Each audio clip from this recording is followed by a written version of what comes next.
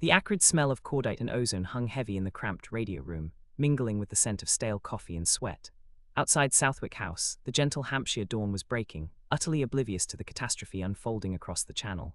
Inside, under the harsh glare of electric bulbs, Lieutenant Davies felt a cold dread creeping up his spine, tightening his chest. The initial trickle of bad news had become a torrent, then a flood, and now near silence, punctuated only by desperate, fadding transmissions or the chilling carrier wave of a destroyed set. Anything from Able Company, Point du Hoc. Major Henderson's voice was raw, stripped of its usual Sandhurst polish. Davies shook his head, adjusting the dials uselessly. Nothing since 0750, sir. Last coherent message mentioned heavy machine gun fire from intact bunkers, Rangers pinned down. He didn't add the part about running low on ammunition barely an hour after landing. It wasn't necessary. Henderson's face told him he already knew, or worse, suspected. The main operations room, just down the hall, was a study in escalating panic disguised as military urgency. Maps lay strewn across tables, marked with red crosses and question marks that seemed to multiply with every passing minute. General Eisenhower, his customary optimism finally extinguished, stood staring at the largest map, his shoulders slumped. Beside him, General Montgomery jabbed a finger towards the Normandy coastline. The airborne drops were scattered too widely, Ike. The pathfinders missed their marks in the fog and low cloud. 7th Army reinforcements arrived far faster than projected. Rommel's panzers, they were waiting.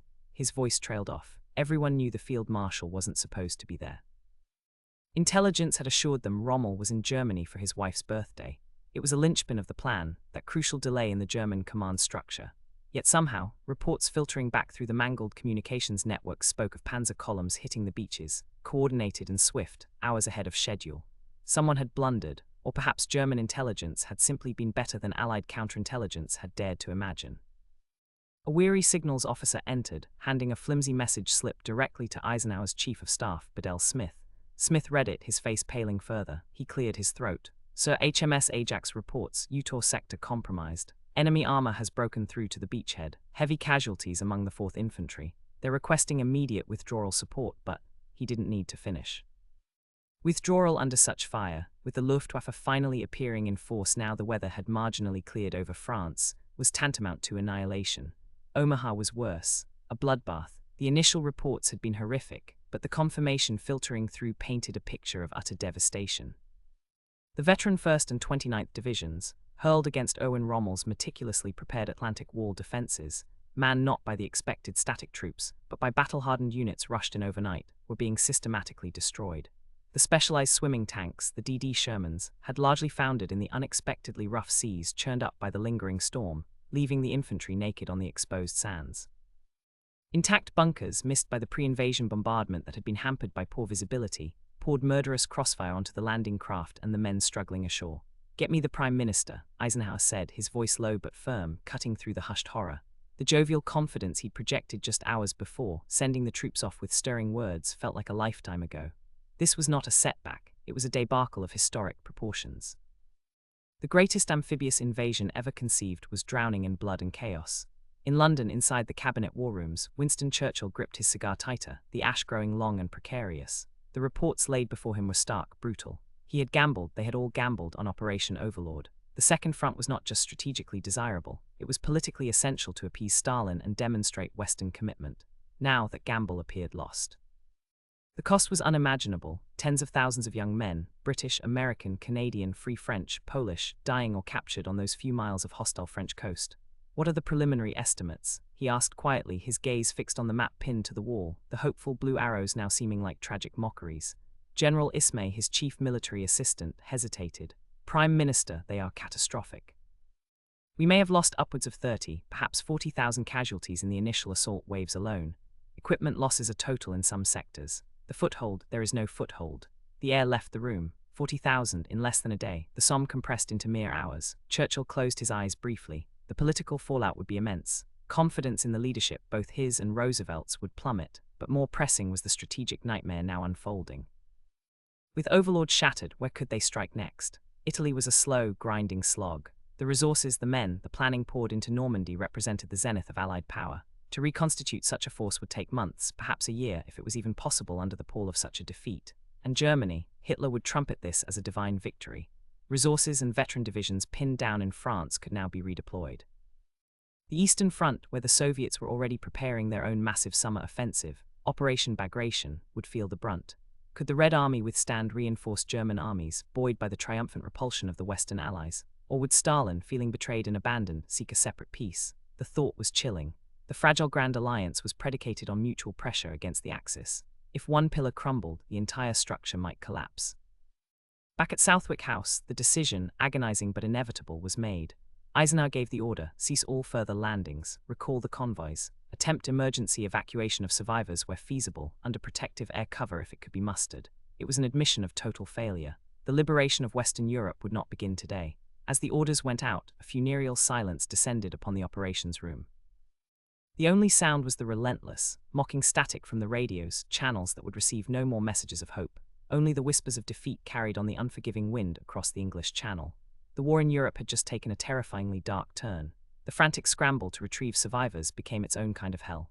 Destroyers and landing craft, those that could get close enough under withering German fire, found beaches choked with wreckage and the dead. Men swam desperately through oil-slicked, blood-stained water, clutching debris, their faces masks of terror and exhaustion. Luftwaffe fighters, emboldened by the lack of organized Allied air cover over the immediate disaster zone, strafed the evacuation efforts with impunity. More ships were hit, more men drowned just yards from potential rescue. Lieutenant Commander Harrison, aboard HMS Scylla, watched through binoculars as a landing craft infantry, LCI, packed with wounded soldiers disintegrated under direct artillery fire. A plume of smoke and screams rose, then silence. He felt a cold sickness grip him. Signal the flotilla, he ordered hoarsely, his voice cracking. Withdraw beyond range, provide covering fire only. We can't risk the destroyers further. Pulling back felt like abandoning his own, a betrayal sharper than any physical wound, but the losses were becoming unsustainable. They had plucked perhaps a few thousand souls from the inferno, a pitiful fraction of those lost. The rest were doomed. In the cabinet war rooms, the atmosphere was thick with shock and barely suppressed panic. Churchill sat hunched, the cigar clenched in his teeth unlit. Attlee, normally placid, looked grey. Eden fidgeted, his diplomatic instincts overwhelmed by the sheer military catastrophe. The Americans, Bevan, the powerful Minister of Labor, growled, "What is Roosevelt saying?" Churchill finally looked up, his eyes bloodshot. President Roosevelt is resolute, but deeply shaken. The political ramifications in Washington will be severe. Isolationist sentiment, never truly extinguished, will roar back to life. He paused, swirling the brandy in his glass. There are already whispers in Congress, demands for inquiries, accusations of British incompetence leading American boys to slaughter. He didn't need to elaborate on the potential consequences for Lend-Lease for the entire Anglo-American partnership. And Moscow? Attlee asked quietly. Stalin has been informed, Ismay replied, stepping forward. His initial reaction, conveyed through Ambassador Kaya, was disbelief, followed by pointed questions about the scale of our commitment and the disposition of German forces. Churchill slammed his fist lightly on the table. He thinks we haven't tried, thinks we've deliberately held back. After this bloodletting, the fragile trust, built over years of tense negotiation and shared peril, felt thinner than ever.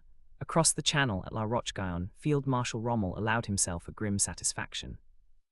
His coastal defenses, the mines, the obstacles, the well-sighted gun emplacements, derided by some in OKW as static and overly cautious, had performed lethally.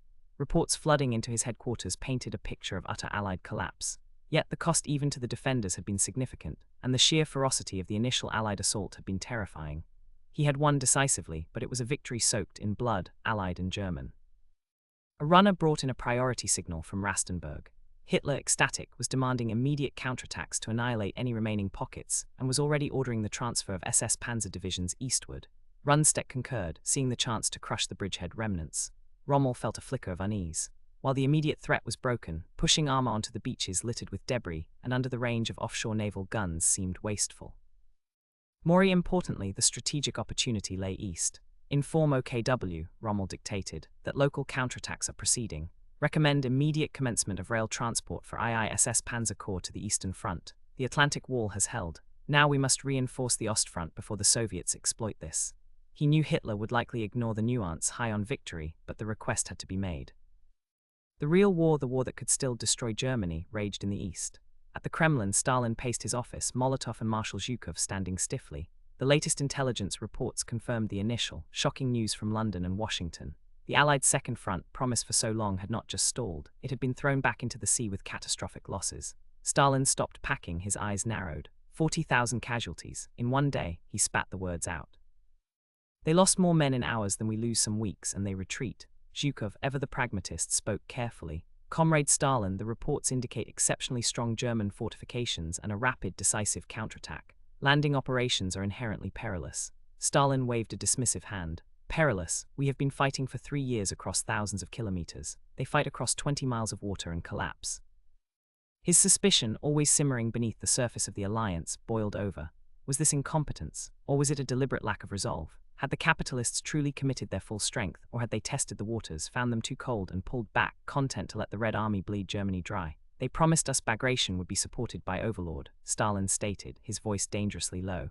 Now Hitler can move his best troops from France to face us.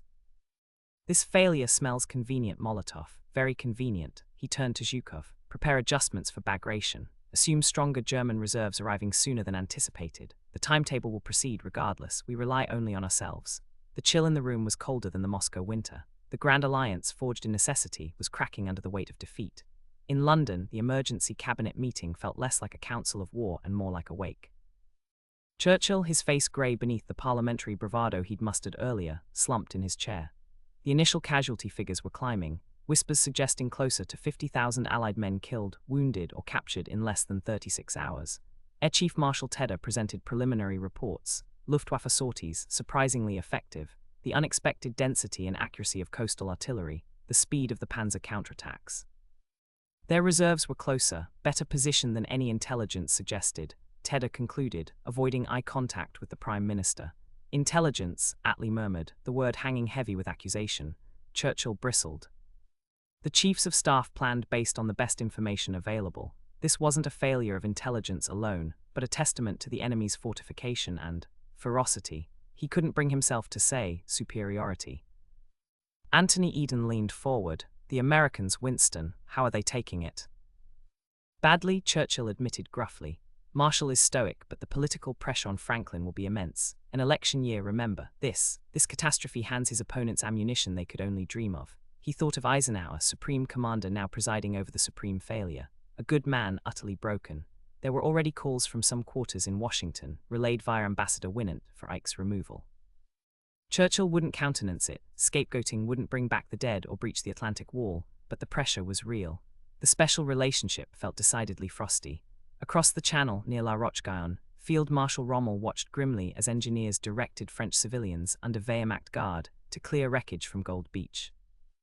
The scale of the destruction was staggering, twisted landing craft impaled on obstacles, burned-out tanks half-submerged in the surf, countless bodies bloating in the June sun. The stench was appalling. Despite the overwhelming victory, Rommel felt no elation. The naval bombardment continued sporadically, giant shells from battleships miles offshore crashing down, forcing clearance crews to scramble for cover. It was a lethal, spiteful parting shot from a wounded enemy. An aide brought a dispatch. From the Führer's headquarters, Herr Feldmarschall. Rommel scanned the flimsy paper. Hitler was ecstatic, showering praise, awarding Knight's Crosses liberally, but the strategic direction was muddled. He acknowledged Rommel's recommendation regarding the Eastern Front, but delayed approving the full transfer of IISS Panzer Corps. The Anglo-American plutocrats may attempt another landing elsewhere, the message read. Consolidate coastal defenses. Sufficient reserves will be allocated east when the situation in the west is fully stabilized. Rommel swore under his breath. Stabilized. The invasion was annihilated, keeping elite panzer divisions sitting idly in France while the Red Army gathered itself for a massive offensive was strategic insanity. He found Rundstedt observing the beach cleanup through binoculars. He delays, Rommel said, handing the dispatch over. He thinks they might try again soon. Rundstedt read it, his expression unchanging. The Führer is cautious. Understandable. The propaganda value of this victory must be fully exploited first. Parades in Paris, perhaps. Parades, Rommel snapped, gesturing at the carnage. While the Osthia bleeds. Gerd, we have maybe weeks before the Soviets strike. If Bagration succeeds, because our best armor is sunning itself in Normandy. We follow orders, Erwin, Rundstedt replied coolly, though a flicker of agreement showed in his eyes. We have proven the Atlantic Wall is inviolable. Perhaps that is enough for now. Rommel turned away, frustrated. The old Prussian fatalism was precisely what Germany couldn't afford. This victory felt increasingly hollow, a tactical masterpiece paving the road to strategic ruin. In Washington, D.C., the atmosphere was thick with shock and grief. President Roosevelt, looking frailer than ever, addressed the nation by radio. His voice, usually resonant with confidence, carried an uncharacteristic tremor. He spoke of sacrifice, of resilience, of the long, hard road still ahead. He promised retribution but offered no specifics, no timetable. The vagueness was telling. Behind the scenes, the White House buzzed with frantic meetings. Secretary of War Stimson argued for a pivot towards the Pacific, cutting losses in Europe. General Marshall vehemently disagreed, insisting that Nazi Germany remained the primary threat, however difficult the path. The debate raged, mirroring the uncertainty gripping the nation. Isolationist sentiments, muted since Pearl Harbor, found new voice in Congress and the press. Headlines screamed about the Normandy debacle, the Butcher's Bill, the failed crusade. Roosevelt knew his political future, and potentially the entire Allied cause in Europe hung by a thread. The call with Stalin had been predictably brutal, filled with barely veiled accusations of betrayal. The Grand Alliance was fracturing under the immense pressure. Meanwhile, on the Eastern Front, Marshal Zhukov reviewed the updated plans for Operation Bagration. Reconnaissance flights and partisan reports confirmed the arrival of fresh German units, likely transferred from the West, sooner than anticipated. Reserves previously earmarked for France were now digging in opposite the 1st Baltic and 3rd Belarusian fronts. Zhukov adjusted troop concentrations, artillery barrages, and deception measures. The operation would proceed. It had to. He met with General Rokossovsky, commander of the crucial 1st Belarusian front. "The Germans are stronger than we hoped, Konstantin Konstantinovich," Zhukov stated flatly. "Their morale will be high after France. Expect fanatical resistance." Rokossovsky nodded, his face grim. "My men understand. We have waited long for this. We fight for the Rodna, the Allies. They fight for reasons perhaps less clear to them now." Zhukov looked at the map, a vast expanse marked with arrows pointing west. Stalin's words echoed in his mind. "We rely only on ourselves." The cost of Bagration had just increased, measured in tens, perhaps hundreds, of thousands of Soviet lives, thanks to the failure hundreds of miles away on the beaches of Normandy.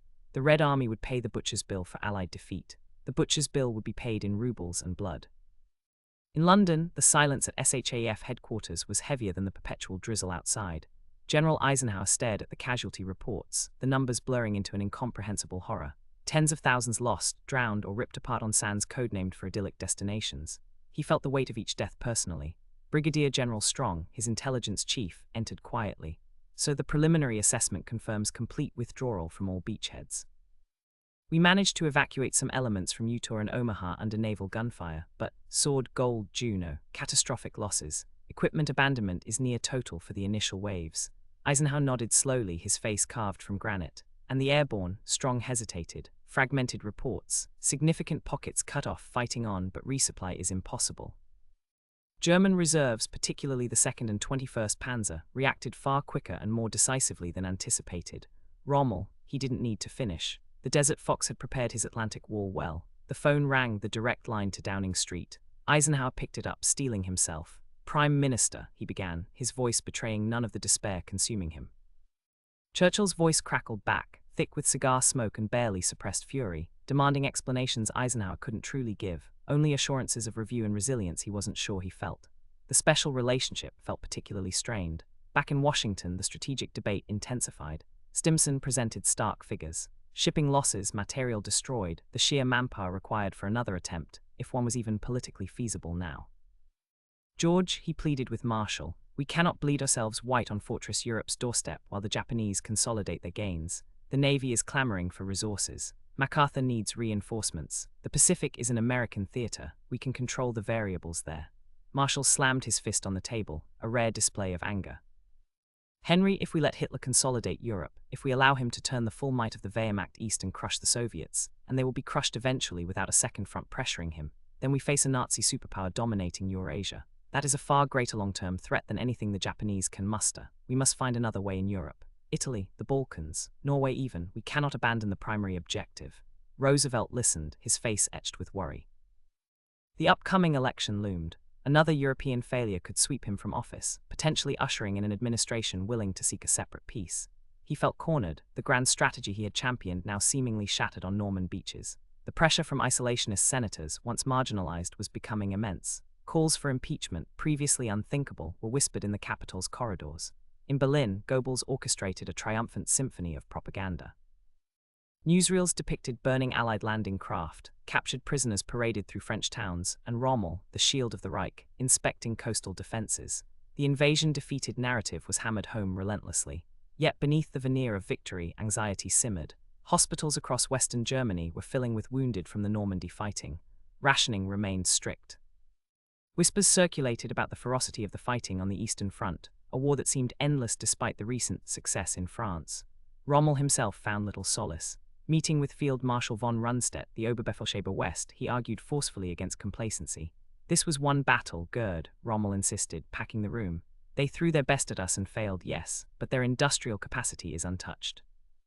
They will try again, perhaps in the Pas-de-Calais, perhaps southern France. And more pressingly, the transfer of panzer divisions eastward is weakening us here precisely when we need to consolidate. Von Rundstedt, ever the pragmatist, sighed. Orders are orders, Owen. The Führer believes the immediate danger is averted in the west. The Soviets are massing for a major offensive. We must hold the east. Rommel felt a familiar frustration. Hitler's strategic grasp seemed increasingly divorced from reality, fixated on one front while ignoring the vulnerabilities on another. This victory felt dangerously like a prelude to being bled dry on two fronts simultaneously. On the front lines opposite Army Group Center, Oberleutnant Klaus Richter, newly arrived with elements of the Panzer-Lehr division hastily refitted after Normandy, surveyed the landscape. Mud, endless forests, and the grim faces of veterans who had endured years of this brutal war. He'd seen intense fighting in Normandy, the terrifying power of Allied air superiority, but it had been swift, decisive. Here the scale was different, the enemy seemingly numberless, the conditions medieval. His platoon sergeant, a grizzled NCO named Schultz who wore the ribbon of the Iron Cross earned at Stalingrad, spat into the mud. "Welcome to Russia, Herr Lieutenant. Forget the beaches. This is where wars are lost."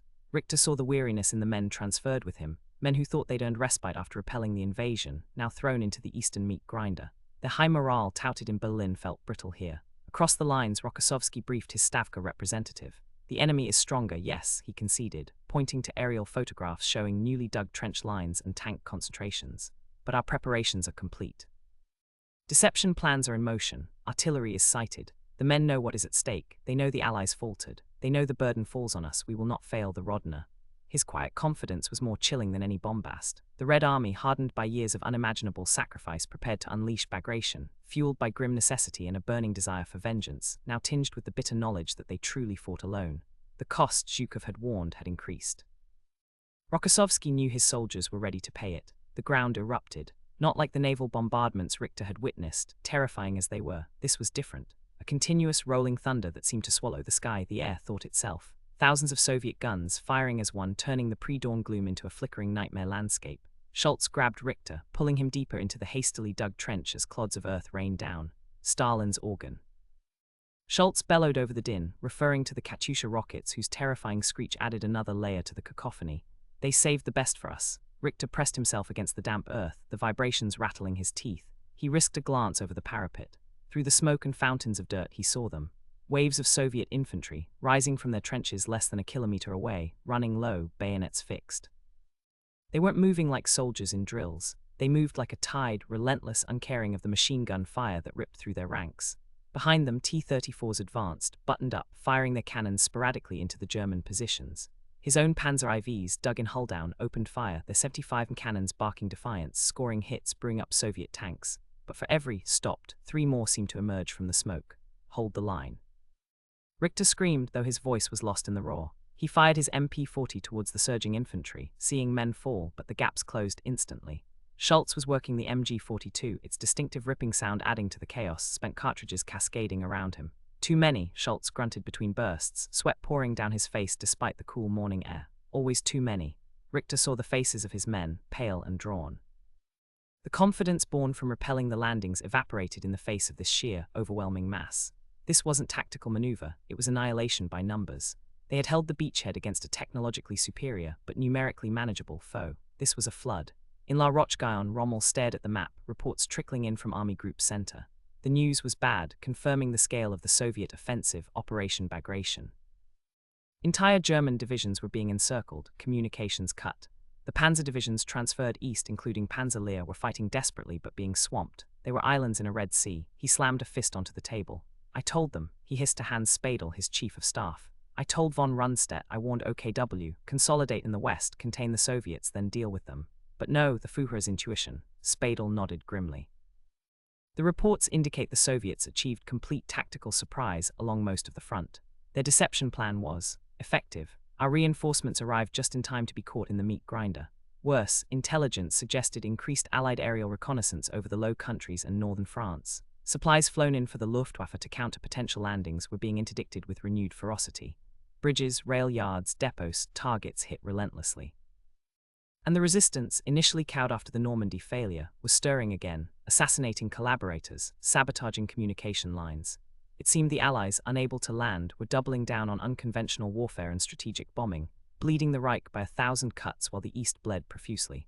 Rommel felt trapped, watching Germany being pulled apart from both sides, his victory on the beaches feeling increasingly Pyrrhic. In a bunker beneath Whitehall, Churchill paced, cigar clamped firmly between his teeth, his face thunderous. Utter disaster, he growled, slapping a decoded German communiqué onto the table before Eisenhower, Brooke, and Montgomery. The message detailed the scale of the Soviet offensive and the initial successes, attributing them partly to the weakening of the Western Front following the failed invasion.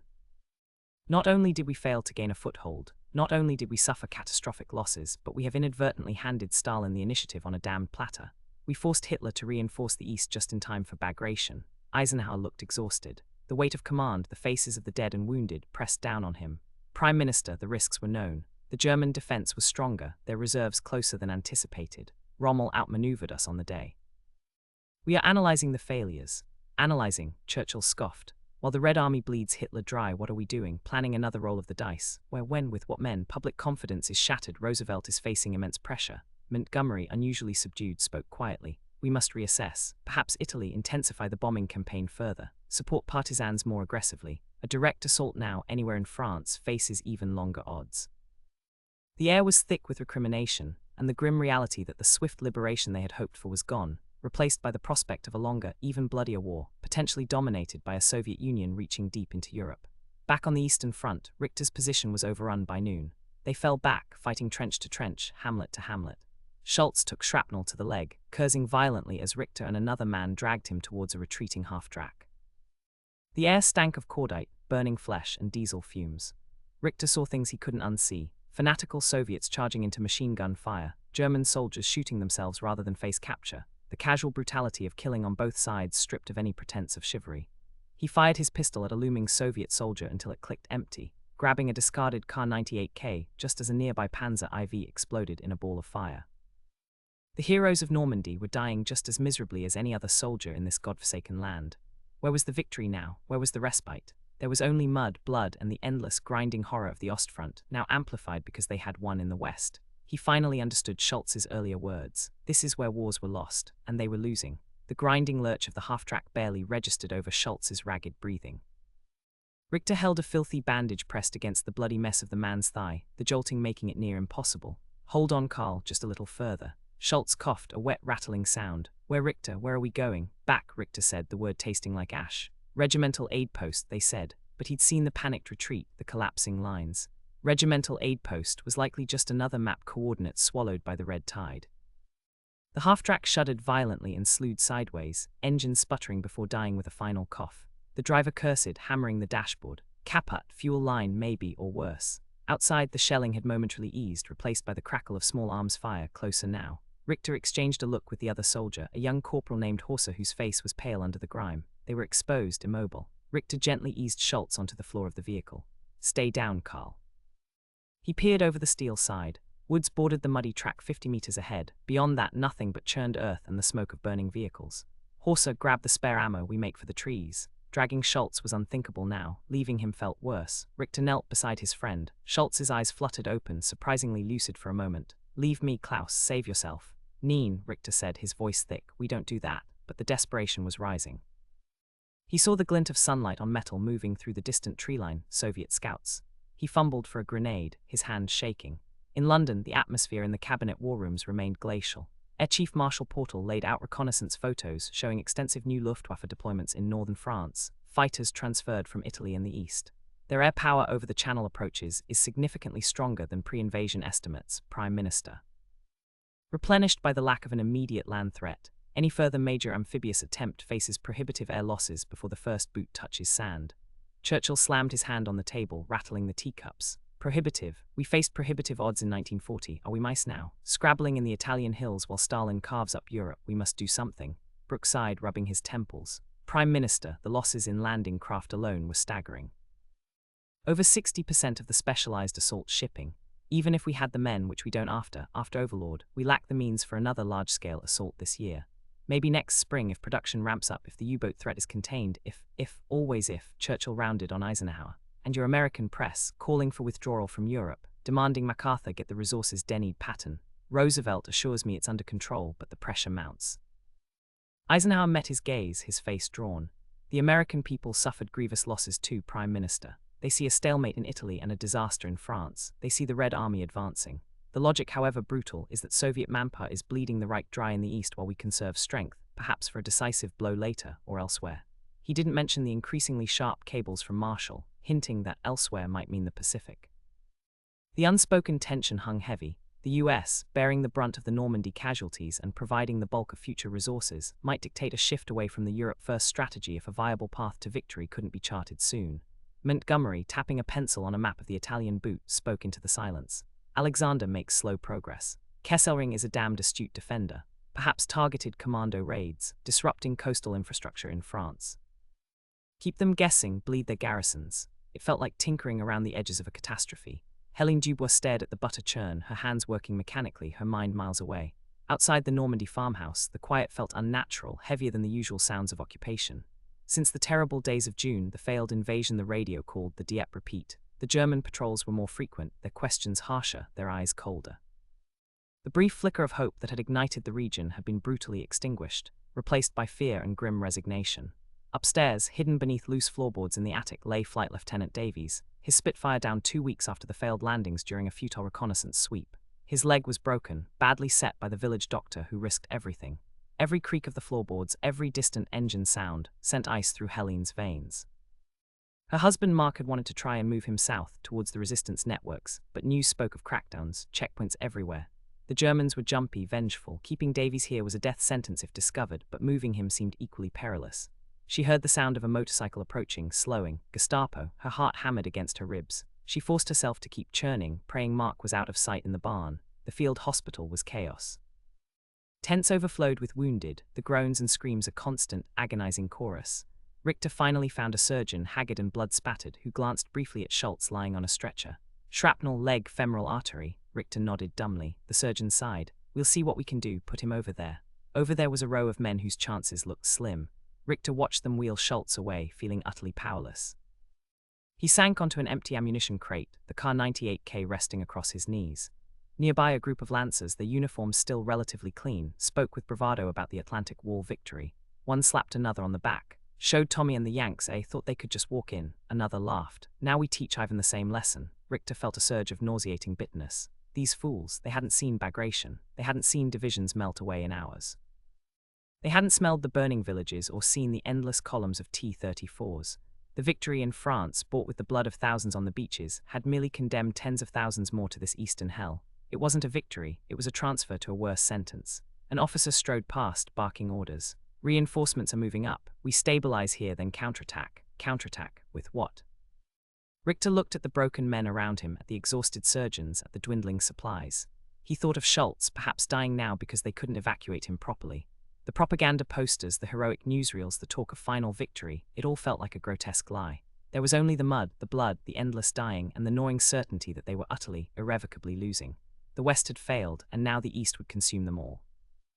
The heavy thud of boots on the porch echoed the frantic beating in her chest. The churning stopped. Helene wiped damp palms on her apron, forcing her breathing to slow. Mark wasn't in the barn. She'd seen him slip back into the pantry moments before the motorcycle stopped. A sharp rap on the door. She took a steadying breath, smoothed her hair, and opened it.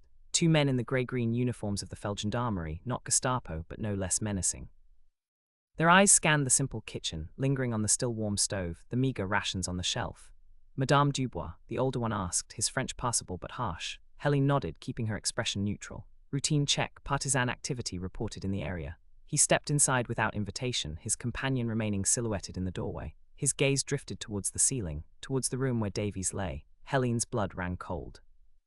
We live quietly here, monsieur, she said, her voice tight. Just my husband and I, farmers. The gendarme picked up a small wooden bird Mark had carved, turning it over in his gloved hands.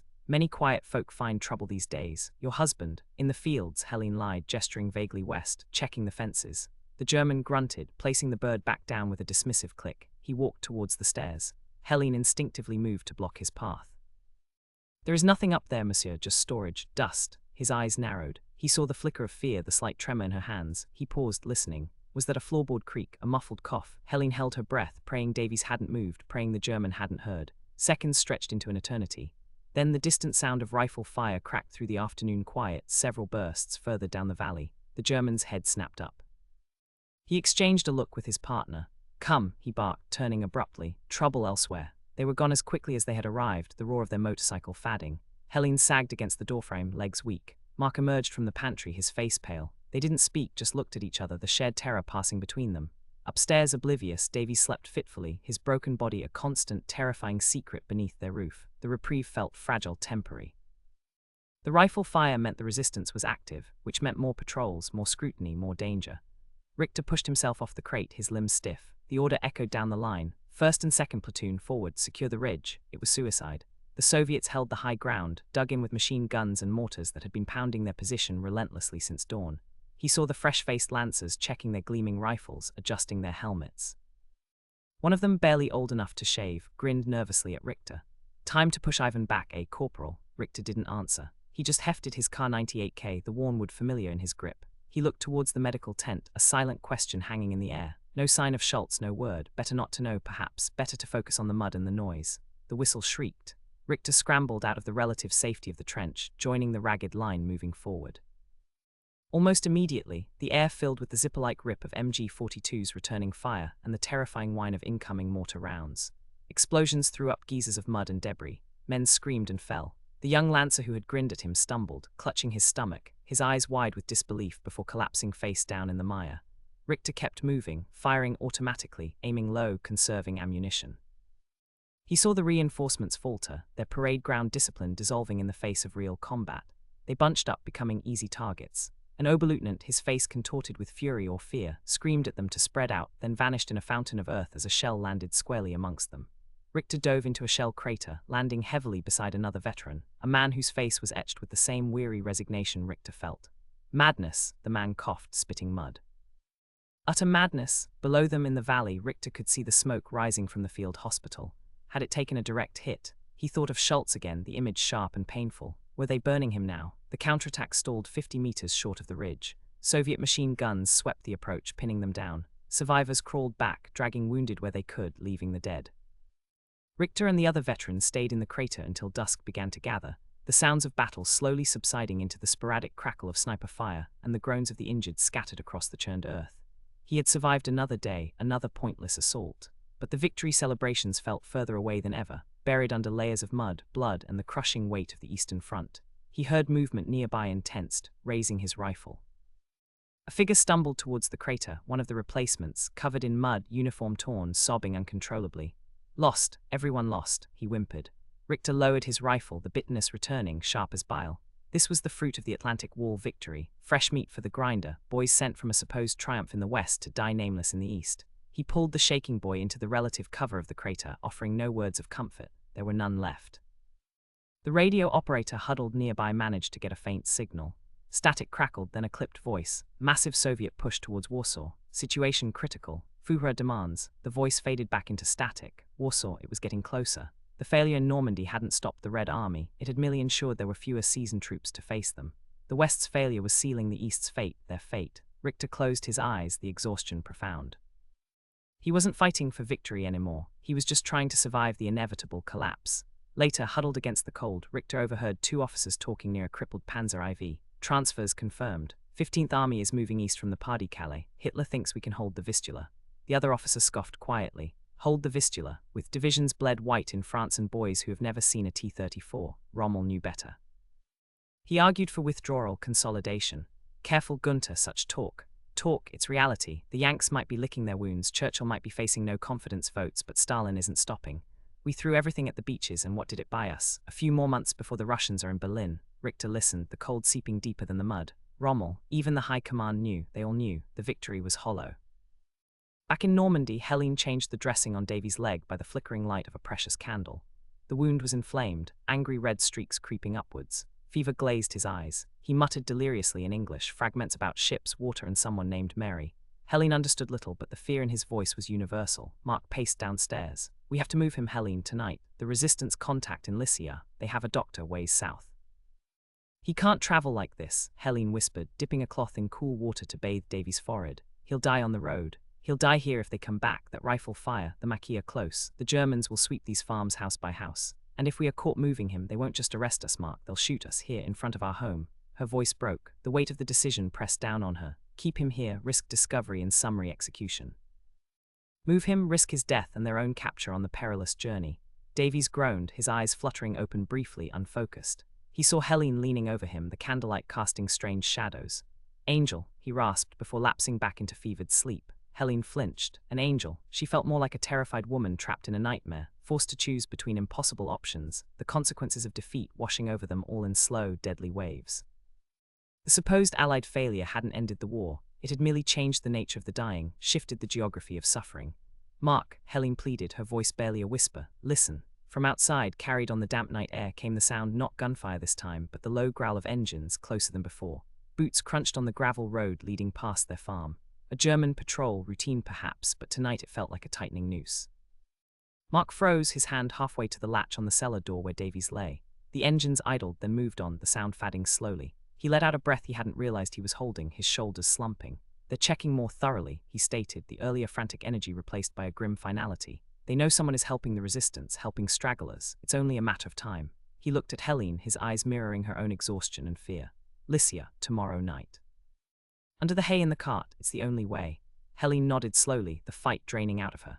The image of Davies dying jolted in the back of the cart ward with the image of German soldiers kicking down their door. Both were unbearable, but only one offered a sliver of hope, however fragile. We'll need more bandages, she said, turning practical. And water, can you find another water skin? Downstairs, Davies stirred again. This time his words were clearer, laced with a terrible urgency. Get down, mortars, Mary, stay back. His hand shot out, grasping blindly, finding Helene's wrist. His grip was surprisingly strong, fever lending him power. The Higgins, it swamped, so cold. Helene gently detached her wrist. She smoothed his sweat-damp hair back from his forehead. His plea, his fragmented memories of the disaster, solidified her resolve. He deserved the chance Mark offered, however slim. He was not just a wounded enemy soldier anymore. He was a young man haunted by terror, far from home, betrayed by a plan that had gone catastrophically wrong. She owed him this risk. Miles away, rattling eastward in a crowded, stench-filled cattle car, Klaus Richter stared blankly at the passing French countryside. It looked peaceful, almost untouched, a stark contrast to the churned earth and smoking ruins of Normandy. Yet the victory felt distant, unreal. His new unit, scraped together from remnants of divisions mauled on the invasion front and bolstered by nervous teenagers barely old enough to shave, reflected the hollowness. Their destination, the Vistula Line. Whispers circulated like a contagion. The Soviets had smashed through Army Group Center. Warsaw was threatened. The miracle in the West had brought nothing but time for the Eastern Front to disintegrate faster. Sitting opposite Richter was a boy named Erich, maybe 17, clutching a brand new Kar 98K rifle as if it were a holy relic. They say one German soldier is worth 10 Russians, Erich chirped, parroting some unseen propaganda leaflet. An older sergeant next to him, a man with haunted eyes and a face like worn leather, spat onto the floorboards. They also said the Atlantic Wall was impenetrable, kid. Believe what you see, not what they tell you.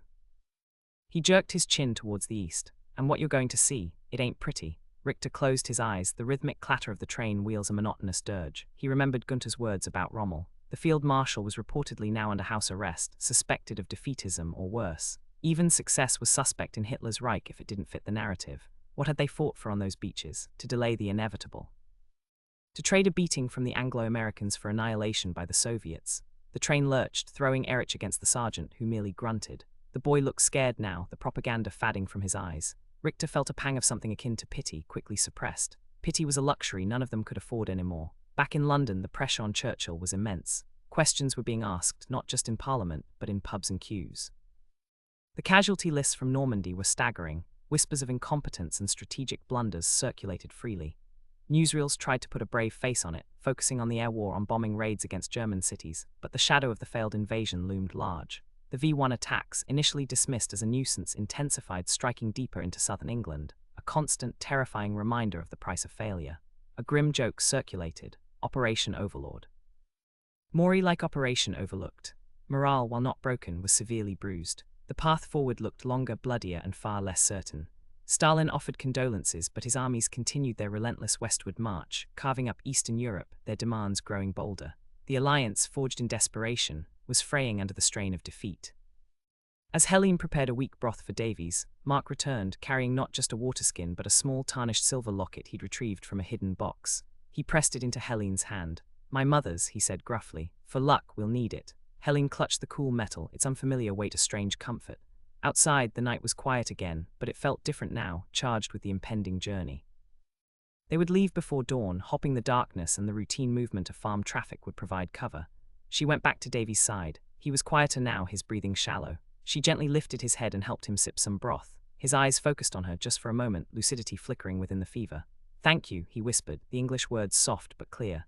Helene simply nodded, unable to speak past the lump in her throat.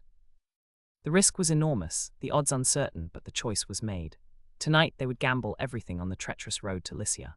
The cart wheels groaned under the combined weight of hay, sacks of dubious potatoes, Mark, Helene, and the mostly delirious Davies, hidden beneath scratchy burlap. Dawn was a rumor, a faint grey smear somewhere beyond the skeletal trees lining the muddy track. Every jolt sent a fresh wave of pain through Helene's bruised side, a reminder of their hasty escape. Mark drove the ancient, bony horse with grim focus, his eyes scanning the treeline, the ditches, the empty sky. Silence stretched between them, thick with unspoken fears. Davies muttered something unintelligible, his body radiating heat even through the layers of sacking. Helene reached under, felt his forehead, burning. She dipped a rag into their dwindling water supply and gently bathed his face. His eyelids fluttered, a flicker of recognition in the fevered depths. "Water," he croaked. She held the water skin to his lips, letting him take a few precious sips. They passed a crossroads marked by a splintered signpost, Lycia barely legible beneath layers of grime and German stenciling. A motorcycle sputtered in the distance. Mark instantly pulled the cart into a thicket of gorse, his hand clamping over the horse's muzzle. The sound grew louder, resolving into the distinct thrum of a BMW sidecar unit. Two figures in field grey flashed past on the main road, helmets low, rifles slung across their backs. They didn't even glance towards the side track. Helene let out a breath she hadn't realized she was holding, her heart pounding against her ribs. Mark waited a full minute after the sound faded before coaxing the horse back onto the path. "Routine patrol," he muttered, though his knuckles were white on the reins. "More of them now. They think they've won the coast."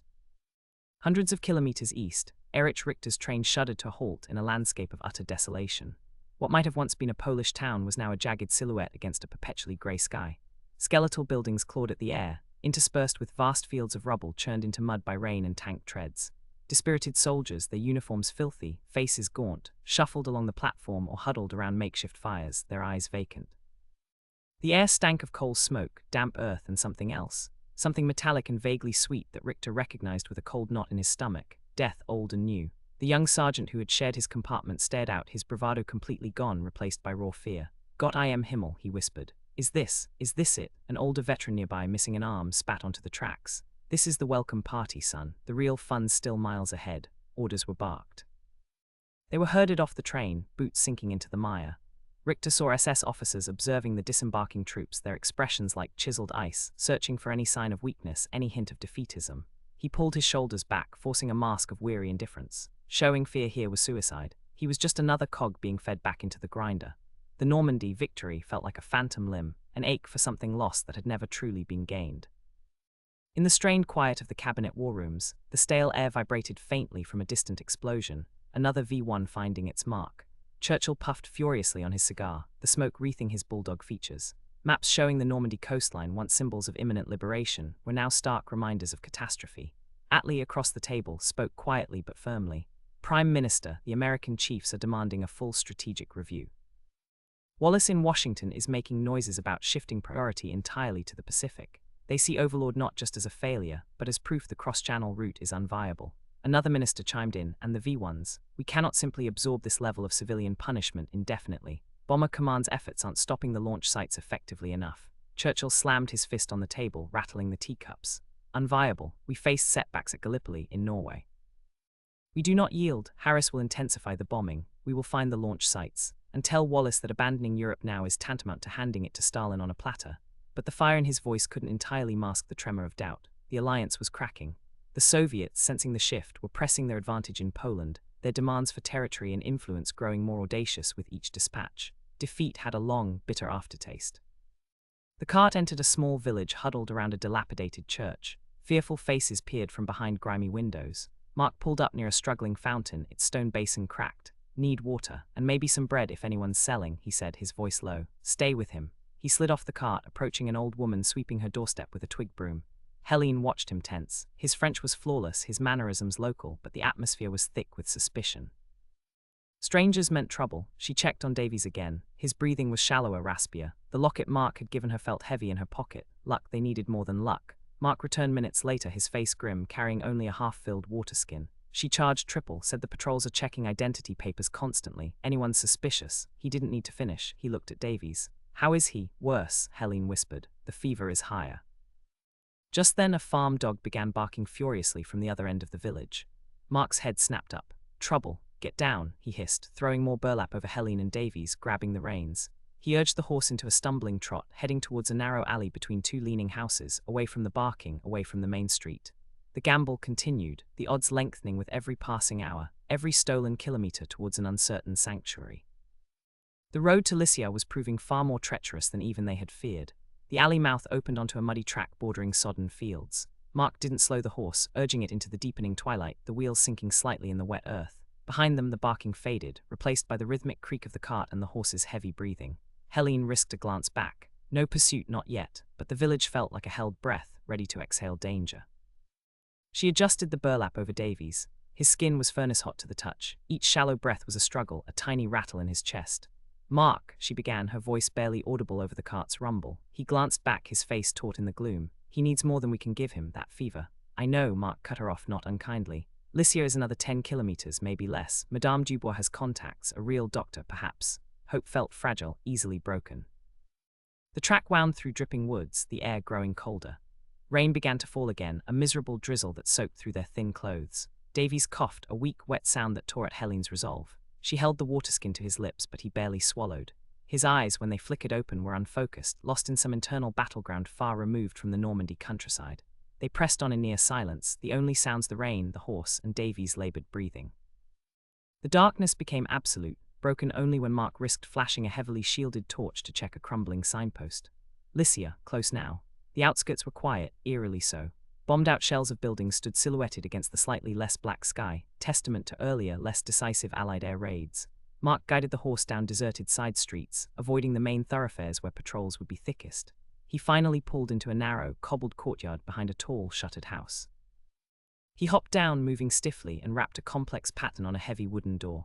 Seconds stretched into an agonizing minute. Finally, a bolt scraped back and the door opened a crack, revealing a sliver of a woman's face etched with worry. Mark, the voice whispered.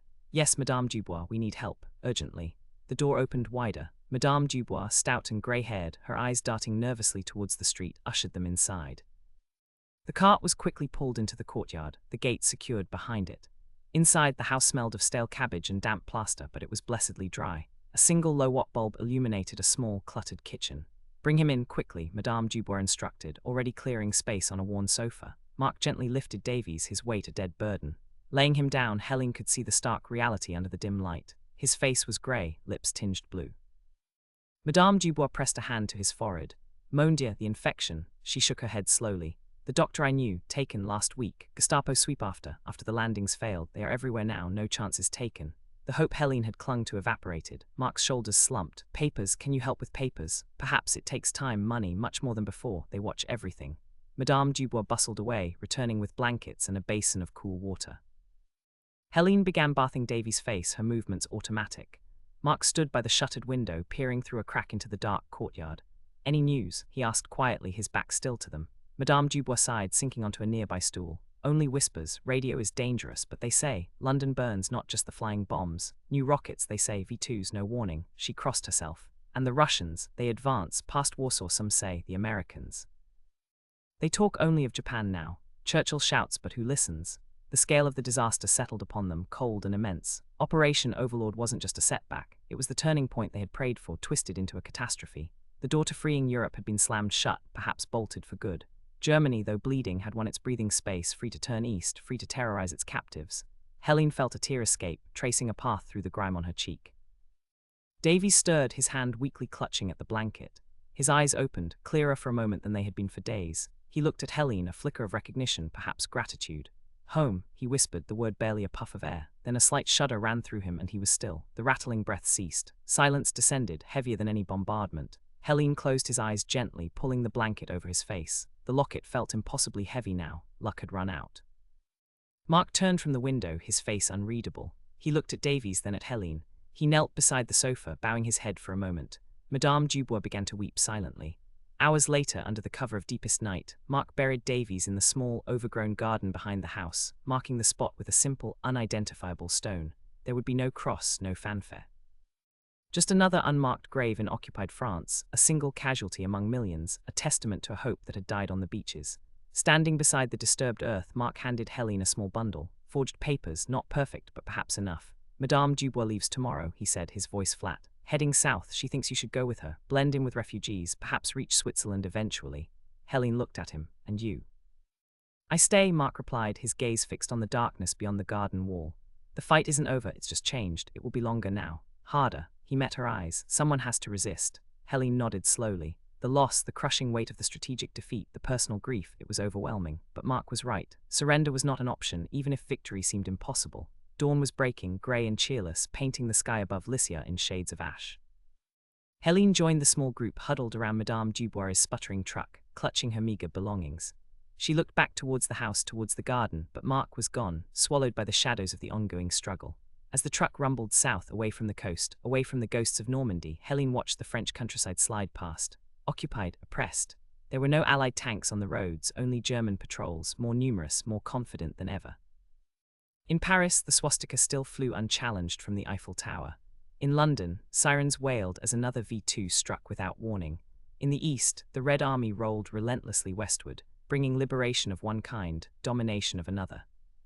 The utter defeat on D-Day hadn't ended the war, it had merely reshaped the nightmare, prolonging the darkness and ensuring that whatever peace eventually came, it would be built on the ruins of that broken dawn, forever haunted by the ghosts of Omaha, Utah, Gold, Juno, and Sword. The price of failure was being paid, installment by bitter installment, across a continent abandoned to its fate.